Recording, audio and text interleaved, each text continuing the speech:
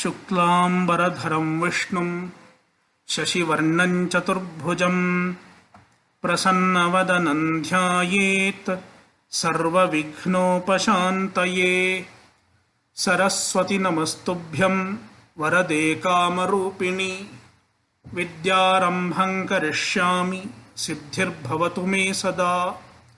सदाशिवसमारम्भां शङ्कराचार्यमध्यमाम् अस्मदाचार्यपर्यन्तां वन्दे गुरुपरम्पराम्। श्रुतिस्मृतिपुराणानाम् आलयं करुणालयं नमामि भगवत्पादं शङ्करं लोकशङ्करं। शङ्करं शङ्कराचार्यं केशवं बादरायणं सूत्रभाष्यकृतौ वन्दे भगवन्तौ पुनः पुनः। ईश्वरो गुरुरात्मेति मूर्तिभेदविभागिने व्योमवद्व्याप्तदेहाय दक्षिणामूर्तये नमः। स्वरूपानुसन्धानम् श्लोक 2। दयालुं गुरुं ब्रह्मनिष्ठं प्रशान्तम् समाराध्य भक्त्या विचार्य स्वरूपम् यदाप्नोति तत्त्वं निदिध्यास्य विद्वान् परं ब्रह्म नित्यन्तदेवाहमस्मि।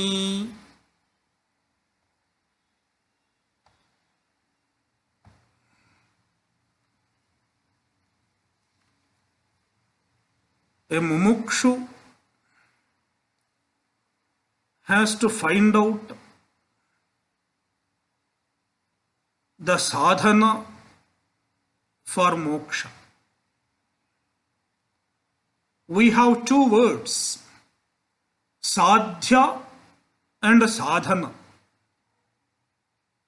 Sadhya means the end, the goal. Sadhana, the means, the way.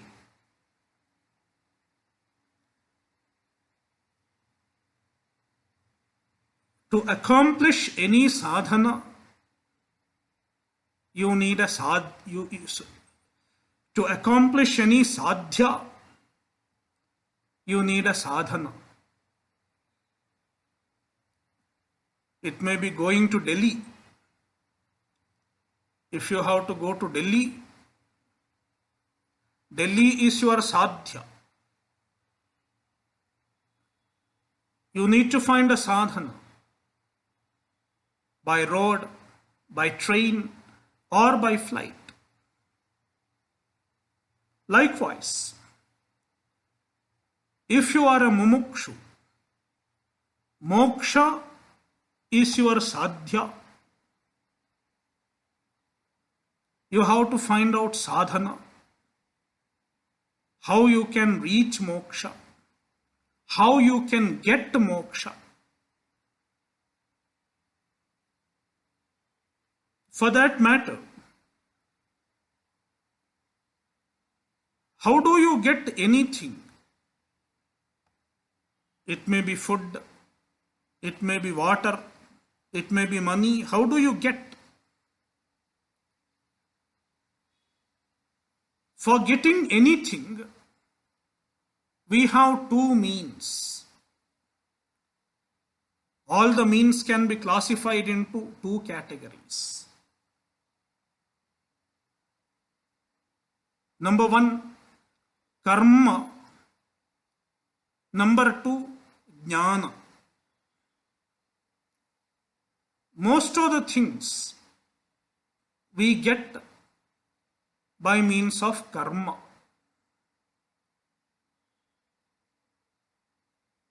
Even money.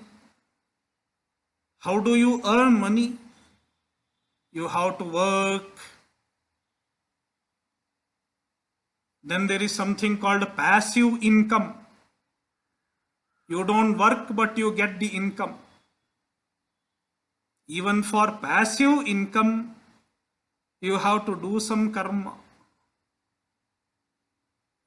Just by sitting, you don't get passive income. Therefore, all incomes are active, strictly speaking. You have done something, therefore you are getting. Now someone becomes rich by birth, born with silver spoon. How did he get rich? Even he has done something. If not in this Janma, in the previous Janma. Therefore, without doing, without karma, you don't get money. You don't get even food.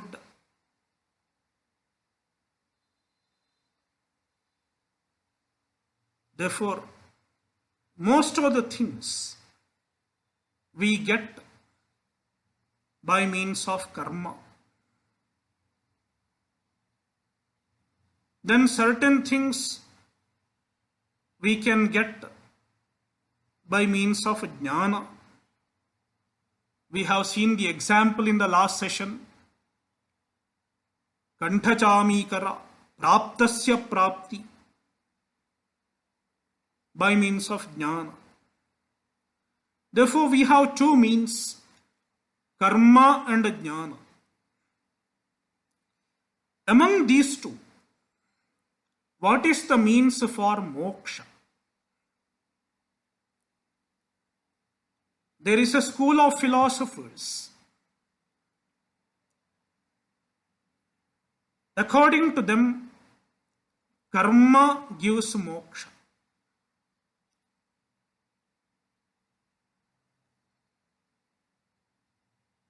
You do many good karmas. Be a very good person. That is enough. You will get moksha. This is Purva Paksha. I am putting forward a Purva Paksha. If you do good work all your life, you will get moksha.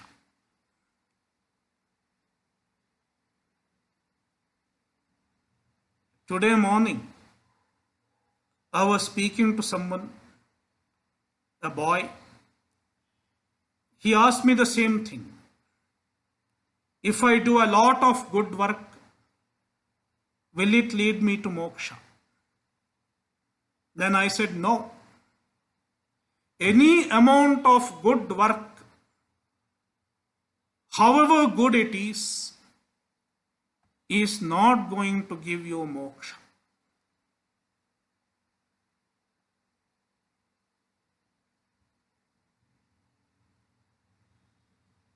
It is a strange statement.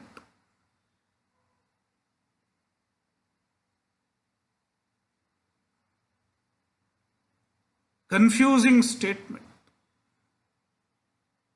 But it is true. People may get surprised to hear this. But it is true. Any amount of good karma is not going to give moksha.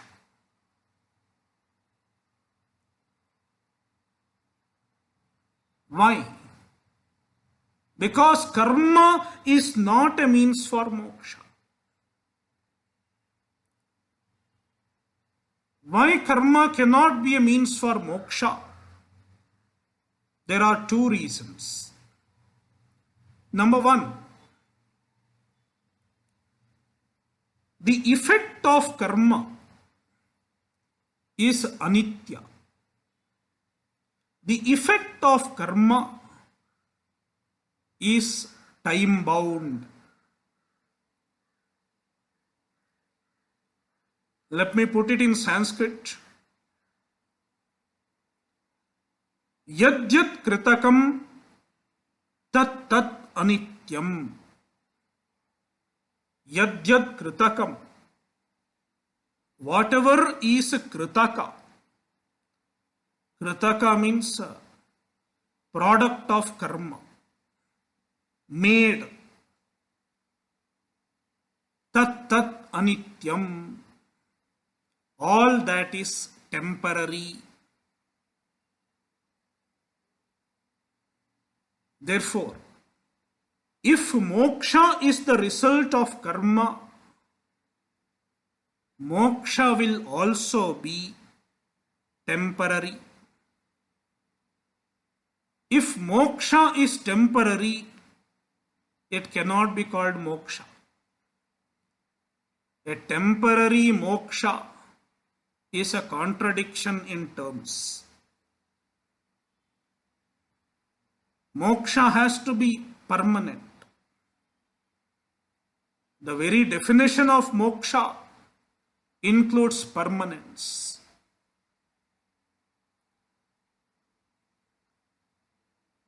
Therefore, moksha cannot be the effect of karma.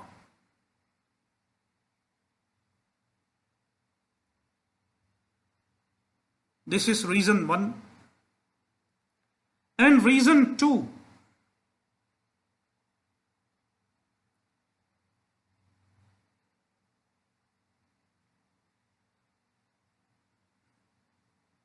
Moksha is a removal of samsara. And the cause of samsara is avidya, ignorance. When the cause of samsara is ignorance, what can remove ignorance? Karma can never remove ignorance. Any action cannot remove ignorance. Why it cannot remove? Shankaracharya has written a book called Atma Bodha. In that book, Shankaracharya beautifully explains why karma cannot remove ignorance. Why karma cannot remove avidya? Avirodhitaya karma navidyam vinivartayet.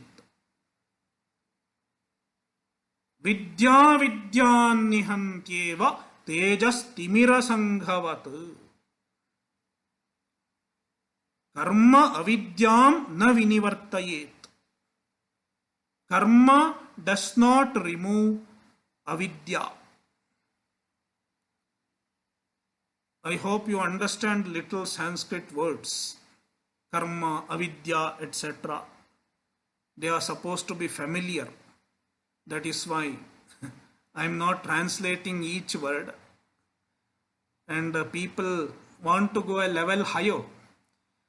And to go to a level higher, I have to use more Sanskrit. There is no other way. Yeah. So let me make it a little difficult by using more Samskrita. And not just using more Samskrita, by putting some more ideas, little difficult ideas, little challenging ideas. If it is not challenging, people think it is very easy. And when people think it is very easy, they don't focus. They will start looking at other things. That is why, to draw the attention of the listeners, I have to make it a little challenging. So, Karma does not remove avidya. Shankaracharya gives the reason. Avirodhitaya. Karma is avirodhi of vidya. Sorry, avidya. Avidya and karma are not opposed to each other. They are friends.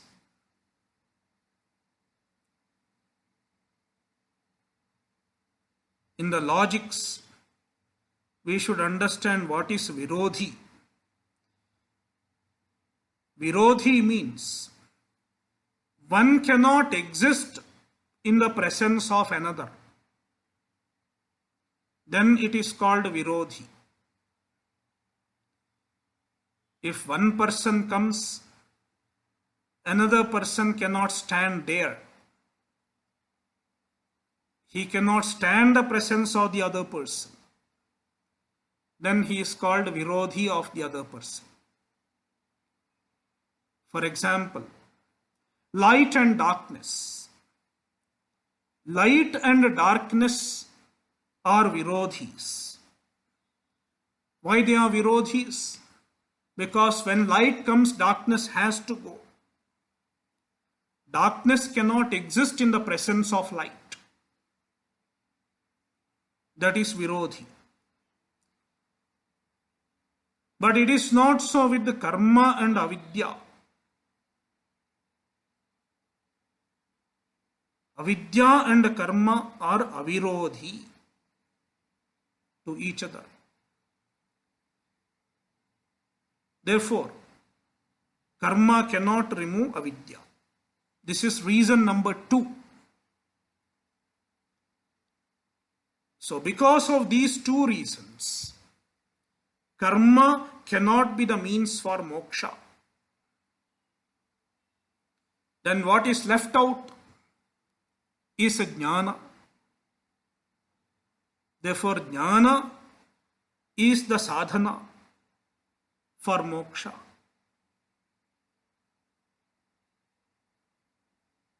Jnanadeva kaivalyam jnatvadevam muchyate sarva papaihi.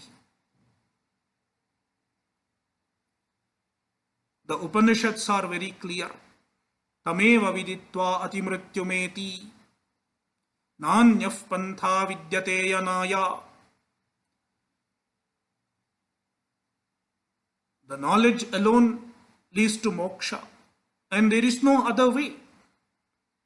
There is an Upanishad called Shvetashvatara Upanishad.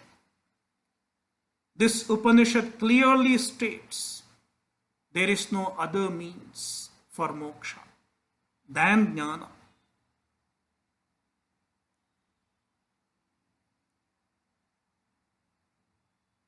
And so is the Smriti, Bhagavad Gita.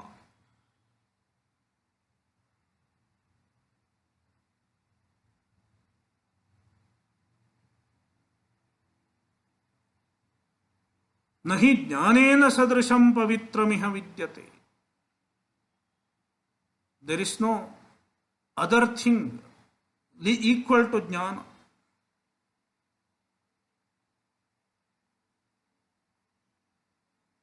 Jnana is the one which removes the samsara.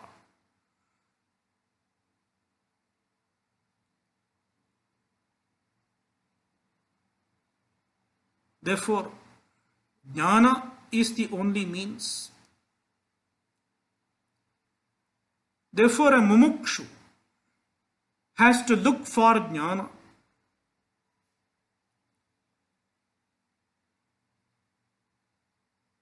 He has to seek jnana. He has to aspire for jnana.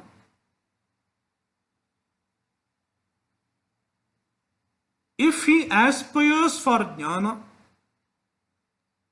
he is called a jijnasu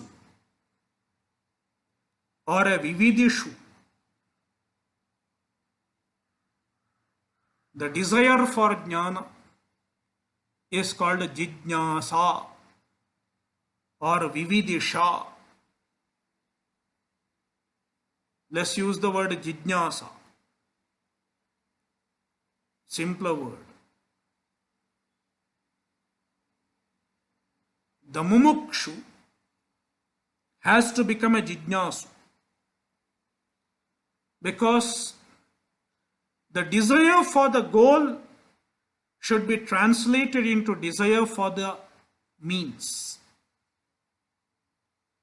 If you have a desire for the goal and you don't have the love for the means, then it is a problem. It happens with many people. Someone wants to become an IAS officer, but the person is not interested in studying. Without interest in studies, without love for studies, how can he become an IAS officer?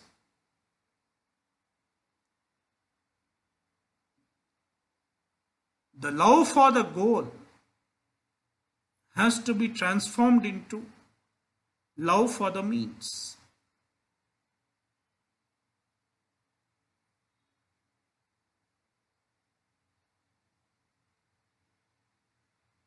Therefore, mumukshutva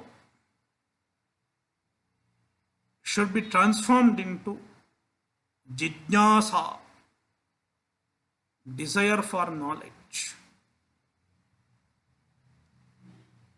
desire for self-knowledge, desire for atmajnana.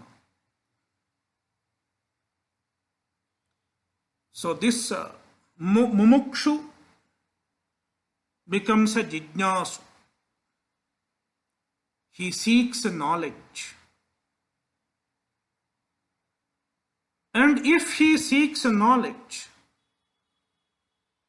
he has to seek the knowledge through right means, through proper means. What can give knowledge? What can give jnana? Some people think if I keep meditating, I can get jnana. Therefore, they sit under a tree and start meditating.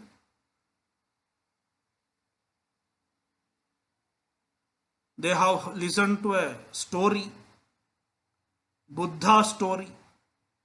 Buddha sat under a tree and meditated. And then one day he got enlightenment. This is a story. And this person got inspired by the story. And he sat under a tree for meditation. Nothing happened for a long time. Then he comes to a guru, a Swami, and he says, I tried meditating. Nothing happened.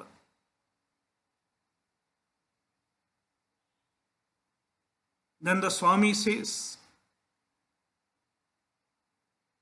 if you have to learn the theory of gravitation, what will you do? Then this boy said, I will go to college and learn. Then the Swami says, why do you have to go to college and learn? Isaac Newton sat under a tree. Then an apple fell. He discovered the law of gravity.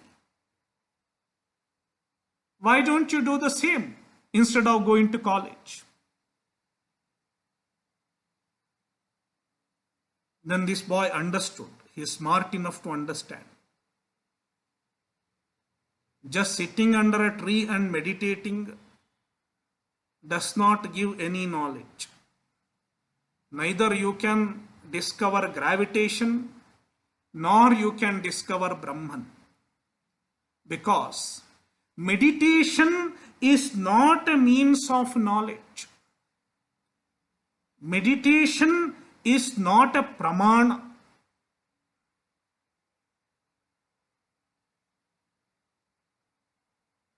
There is no pramana called meditation. There is no means of knowledge called meditation.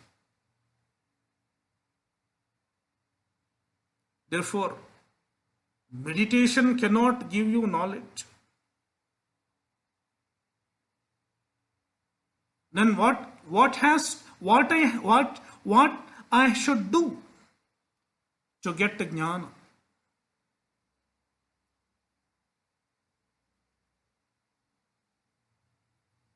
The Shastra is very clear. You should employ the proper pramana. It is Vedanta pramana.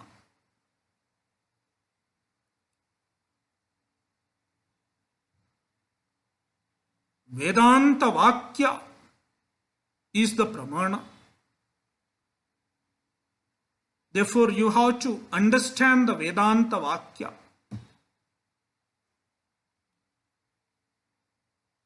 What is Vedanta? Vedanta means Upanishad. You have to understand the Upanishad. Then this gentleman goes to a shop, Vedanta bookshop. We have a Vedanta bookshop in Bangalore. He goes to the Vedanta bookshop and asks for Vedanta book. Buys a bundle of Vedanta book with English translation and starts reading Vedanta on his own, because he knows he is very intelligent. Therefore, he can understand Vedanta on his own. He reads and reads and reads for 2 months, 3 months. Then he again comes to the Swami and says, I read a lot of Vedanta, but jnana has not come.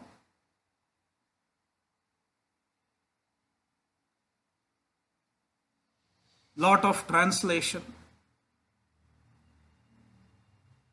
of Upanishads, Gambhirananda, and other translations. But jnana has not come.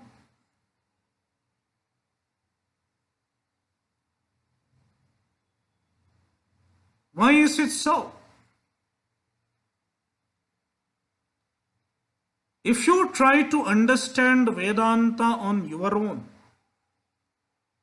if you think you can understand Vedanta on your own and try doing so, there are 2 possibilities. Only 2 possibilities. Number 1, apratipatti. Apratipatti means no understanding. No jnana takes place. This honest person comes and tells, I have not understood anything. Or even if I have understood something, it is not clear to me. Something vaguely I have understood something, but there is no clarity. This is one possibility.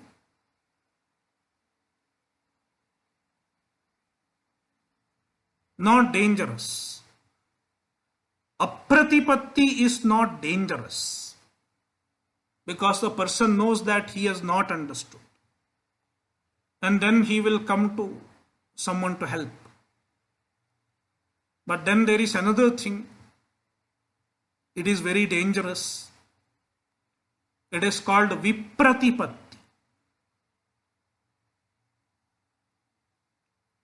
Vipratipatti means wrong understanding.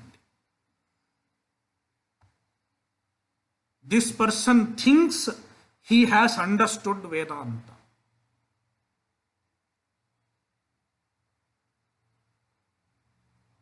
But what he has understood is wrong. And he claims to be a jnani. And he starts teaching Vedanta to others. Kathopanishad says, Andhenaiva niyamana yathandha. He is like a blind man leading other blind people. It is dangerous. Therefore, do not try to understand Vedanta on your own.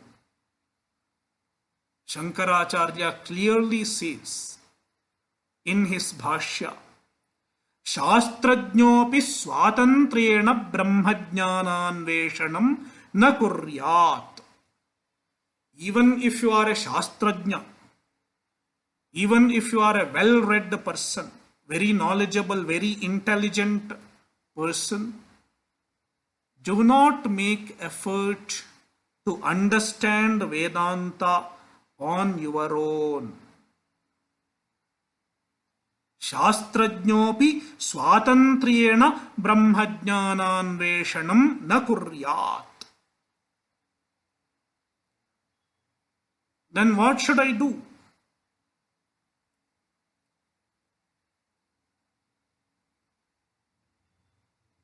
Shankaracharya says, go to a guru. Not just Shankaracharya. Upanishad says, go to a guru. Tad vijnanartham sa gurumeva bhigachet samit panihi shrotriyam brahmanishtham. Mundakopanishad. Gurumeva bhigachet. Go to a guru.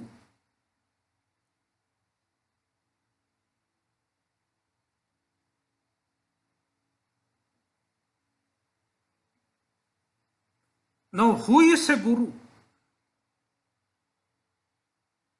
What are the qualities of a guru? What kind of guru should I approach? A few years back, I was talking about the qualities of a Shishya, the qualities that are desirable in a Shishya. It is not easy to be a good Shishya. To be a Shishya, one should have proper attitude. One should have proper qualities like Shraddha, humility, etc. So I was describing the qualities of a Shishya. Then a lady immediately asked,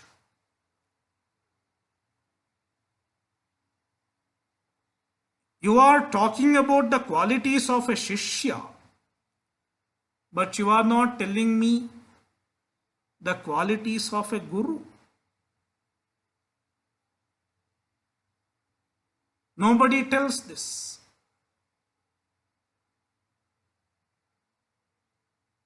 Everyone tells how a Shishya should be, but nobody tells how a Guru should be. Then I said, it is not so. The Shastra describes the qualities of a Guru also. You can find the qualities of a Guru in the Upanishad, in the Smritis as well as in the Prakarana Granthas, in the writings of the Acharyas.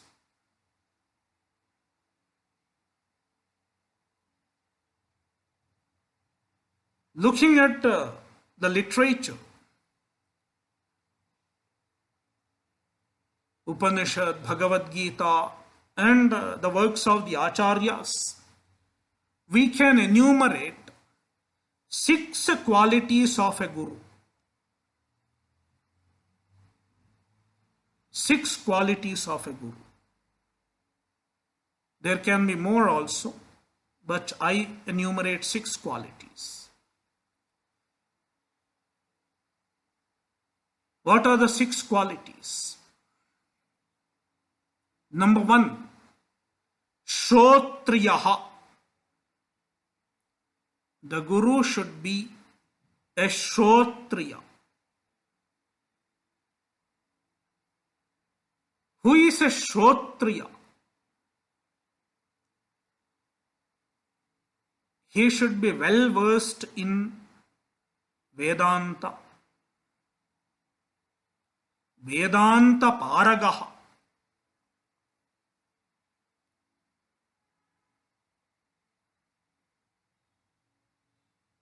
And Sampradayavit.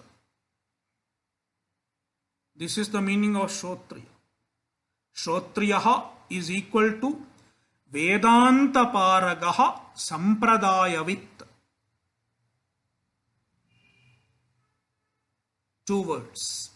2 words to describe Shrotriya. Vedanta Paragaha Sampradayavit. Vedanta Paragaha, he is well versed in Vedanta. And he knows the Sampradaya. This has to be understood properly, because people have many ideas about the Sampradaya. When we hear the word Sampradaya, we generally tend to think it means a cult or a sect. Sampradaya is not a cult or a sect. Then what is Sampradaya?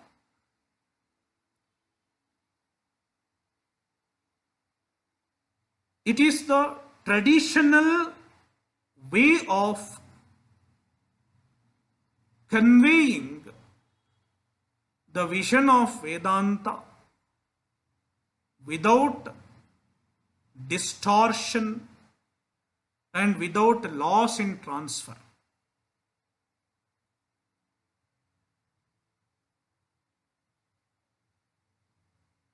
To understand this, let me tell something. Suppose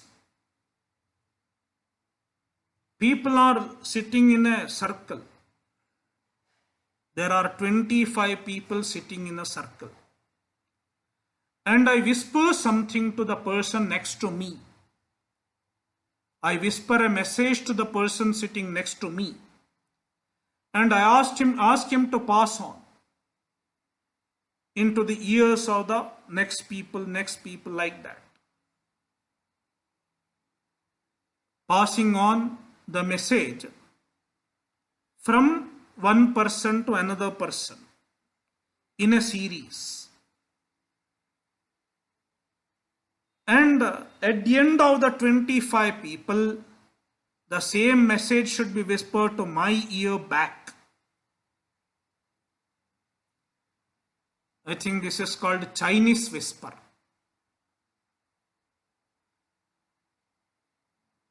You know what happens? When the same message comes to me after passing through 25 ears and 25 mouths, the message undergoes tremendous distortion, and so many things are lost in the transfer. 2 things happen. Number 1, distortion. What is said gets distorted. This is one possibility. And another possibility is loss of transfer. Some messages get lost in the process of transferring. Likewise, when this knowledge is transferred from one person to another person, these two things can happen. There can be a distortion and there can be a loss of transfer.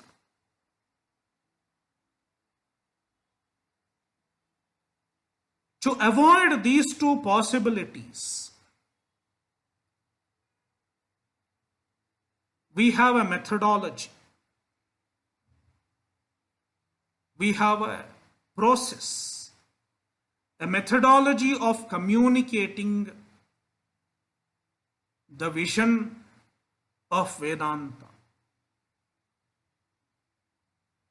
It is called Sampradaya. Samyak prakarshena diyate anena iti sampradaya. Samyak, properly, means without distortion. Prakarshena, pra stands for prakarshena, without loss of transfer. Diyate, the vision is given, the knowledge is communicated. This methodology is called Sampradaya. This way of teaching, way of communicating the vision is called Sampradaya. And the Sampradaya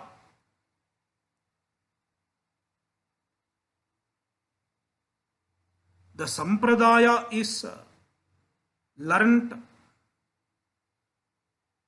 through the lineage of gurus.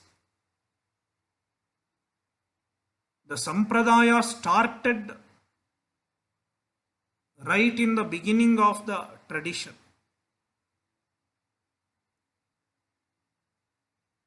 Bhagavan himself. That is why we say Sadashiva Samarambham. Sadashiva, Bhagavan, is the Adi Guru. He is the first Guru. The first Guru introduced the Sampradaya. How to communicate the vision of Vedanta without distortion and without loss of transfer. And then he transferred the Sampradaya. He gave the Sampradaya to his Shishyas. And then it came to his Shishyas, their Shishyas, their Shishyas. Like that, the Sampradaya comes down through a lineage of Gurus and Shishyas. The lineage of Gurus and Shishyas, the unbroken lineage of Gurus and Shishyas, till date, it is called Guru Parampara, the lineage of Gurus. People confuse between these two words, Sampradaya and Parampara. We should understand the distinction between the two. Sampradaya is the way of communicating. And Sampradaya is learnt through the lineage. The lineage is called Parampara. Sampradaya comes down through the Parampara.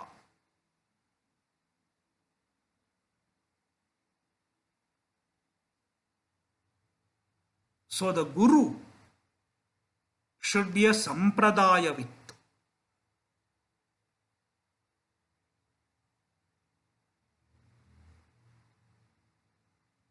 That also means that he should have a guru. The guru should have a guru. Without having a guru, he cannot become a guru.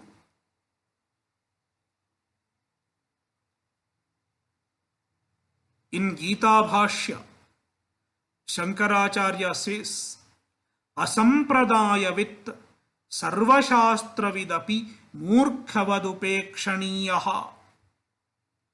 If he is an asampradayavit, if he doesn't know the sampradaya, even if he has learned the shastra by himself or whatever means, murkhavat upekshaniyaha, he should be avoided. Avoided like a murkha, like a fool. Because not only he cannot give you the right knowledge, he can even mislead. Therefore, the guru has to be a sampradayavit. So, Shrotriya means Vedanta Paragaha Sampradayavit. I hope you understand what is Sampradaya now. So, this is the first quality, first criterion. Shrotriyaha. The second one, Brahmanishtaha.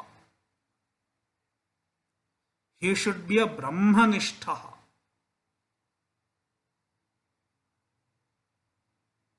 He should abide in Brahman. Generally, people abide in the body identity. But a jnani is a Brahmanishta. He abides in Brahman. It means he is established in the identification as Brahman.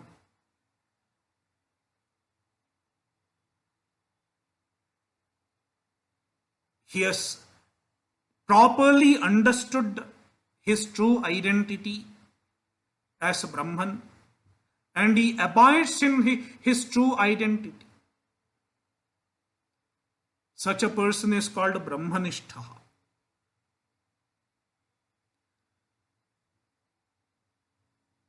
In any other subject, the teacher need not be same as what he teaches. A physics teacher teaches about atom. The teacher is not the atom. Teacher need not be atom, and teacher is not the atom. He can speak for hours on atom. But it is not so with the Brahma Vidya.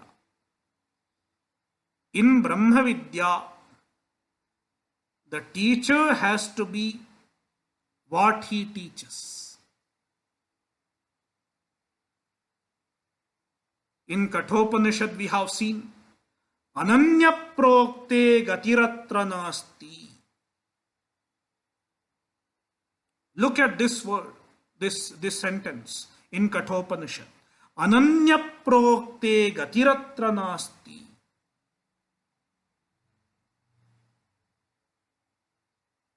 Ananyena Prokte Sati. Ananya means the Acharya who is non-distinct from what he teaches. Being Brahman, the Guru teaches Brahman. That is when it makes impact. Otherwise, if I am not Brahman, if I am not established in the knowledge of Brahman, and I teach you Brahman, it won't make effect. So Brahmanishtaha, number 2. And number 3, Avrajinaha. Avrajinaha. Vrajina means adharma.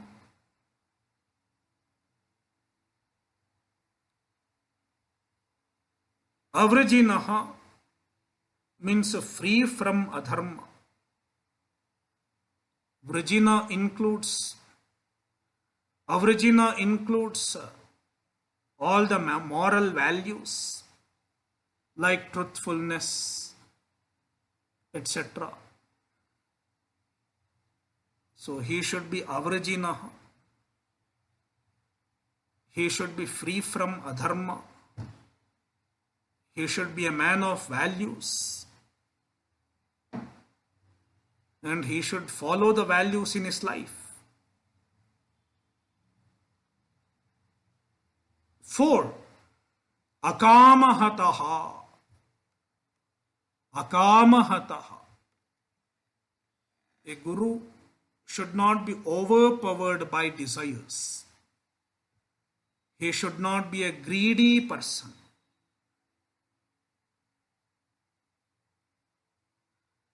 Number 5, Dayaluhu. He should have compassion.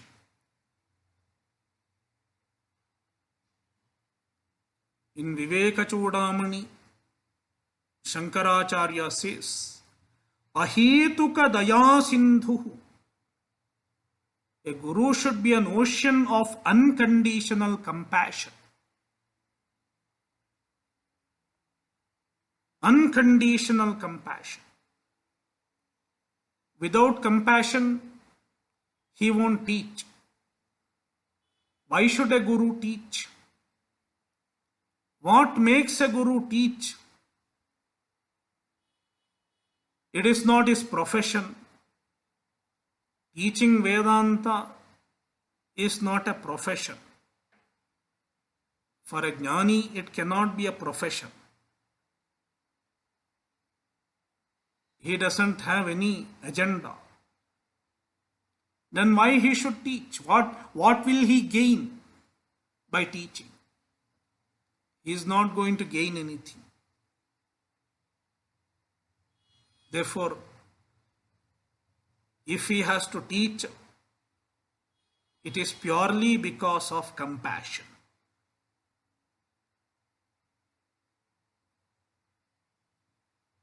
So, Dayaluhu. And 6th one, Prashantaha. He should be peaceful, very much peaceful. Prashantaha. He cannot be a Durvasa. Durvasa was a Brahmajnani, perhaps. But in the Purana, we hear how Ashanta he was. Very difficult to approach. If a guru is like a Durvasa, it is difficult to approach. Then you cannot study from him. The guru should be approachable.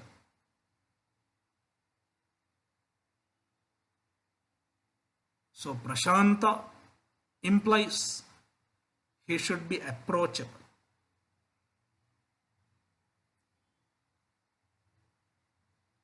So 6 qualities desirable in a guru. Among the six that I enumerated, you find three qualities mentioned here. The other three we have to supply. They are not mentioned here. They are mentioned elsewhere in the Shastra.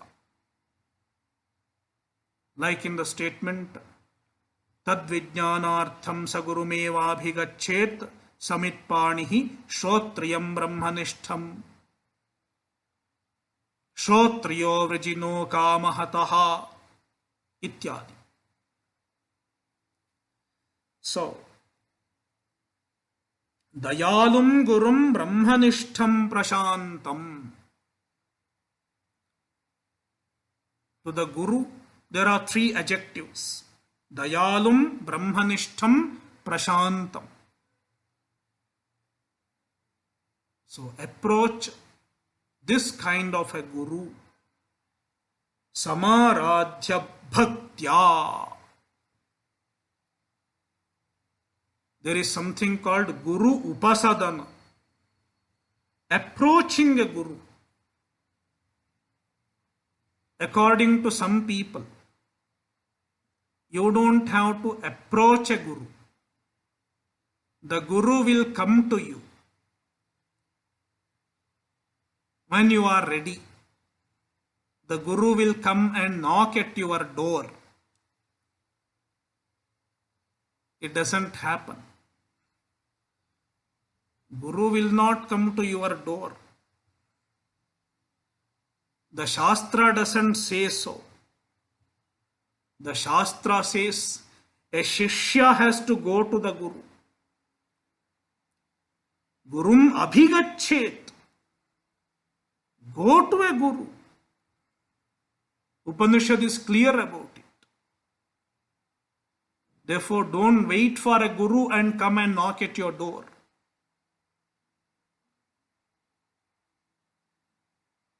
The Shishya has to make approach.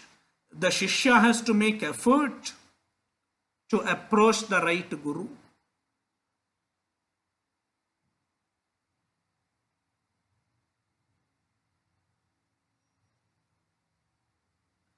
And once he approaches, there are certain things that he is supposed to do. So what he has to do, we will see in the next session. Om Purnamadah Purnamidam Purnat Purnamudachyate Purnasya Purnamadaya Purnamevavashishyate. Om Shanti Shanti Shantihi. Harihi Om Shri Gurubhyo Namaha. Harihi Om. Om Om Om. Om Om Om.